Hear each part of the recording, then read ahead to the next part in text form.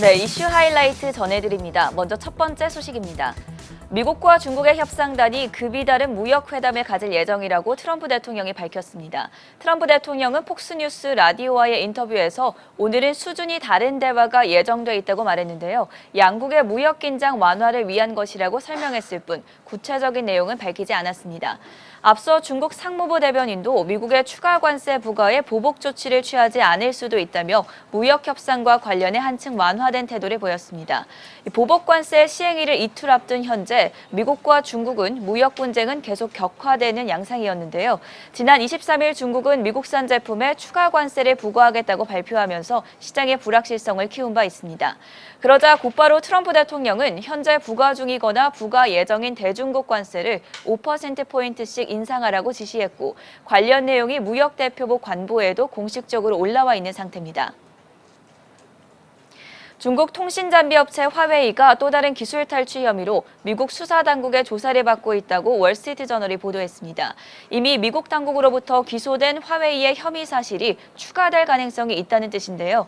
저널은 복수의 수사 관계자들을 인용해 화웨이가 수년 동안 여러 사람 및 업체로부터 지식재산을 빼돌린 혐의를 받고 있다고 전했습니다.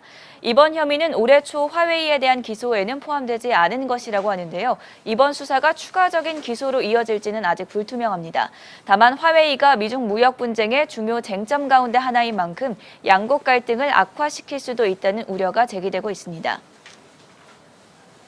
올해 2분기 미국의 경제 성장률이 속보치보다는 소폭 하향 조정됐지만 시장 예상치에는 부합했습니다.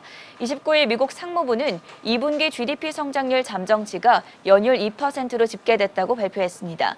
앞서 발표된 속보치는 2.1%였습니다. 구체적으로 미국 경제활동의 3분의 1을 차지하는 개인 소비 지출은 속보치 4.3% 증가해서 4.7% 증가로 상향 조정됐습니다.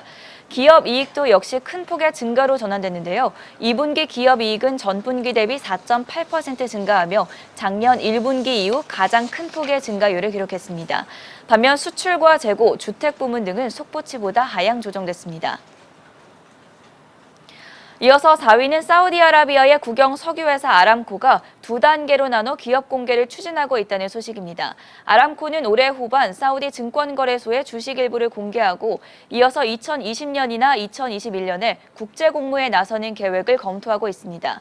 아람코는 영국과 중국의 정치적 불확실성 때문에 런던이나 홍콩 시장의 매력이 줄어들었다고 판단했고 이에 따라 IPO의 두 번째 장소로는 일본 도쿄가 유력해졌다는 분석입니다. 그동안 아람코의 IPO는 많은 우여곡절을 겪었는데요. 2018년 IPO 계획을 마련했지만 실현되지 못했고 자금 조달 규모부터 회사의 밸류에이션, 상장 지역까지 모든 것이 논란의 대상이 된 바 있습니다. 아람코가 주식시장 상장 시 단숨에 세계 시가총액 1위 기업이 되는 만큼 관련 이슈 계속 업데이트해드리도록 하겠습니다. 마지막 소식입니다. 버락 오바마 전 미국 대통령의 막내딸 샤샤가 대학생이 됐습니다. 샤샤는 워싱턴 DC에 있는 집을 떠나 다음 주부터 미시간주 앤아버에 있는 미시간 대학에 다닐 예정인데요. 이에 따라 샤샤는 오바마 가족 중 유일하게 비아이비리거가 됐습니다. 아빠인 오바마 전 대통령은 미국 동부 명문대 그룹인 아이비리그에 속하는 컬럼비아대와 하버드 로스쿨을 나왔고 엄마 미셸 오바마 역시 프리스턴대와 하버드 로스쿨 출신입니다. 오바마 전 대통령의 큰딸인 말리아도 하버드대로 진학했는데요. 외신들은 샤샤가 오바마 패밀리와 사뭇 다른 빅텐, 즉 미시간대가 속한 그룹을 택했다고 평가했습니다. 지금까지 이슈 하이라이트 전해드렸습니다.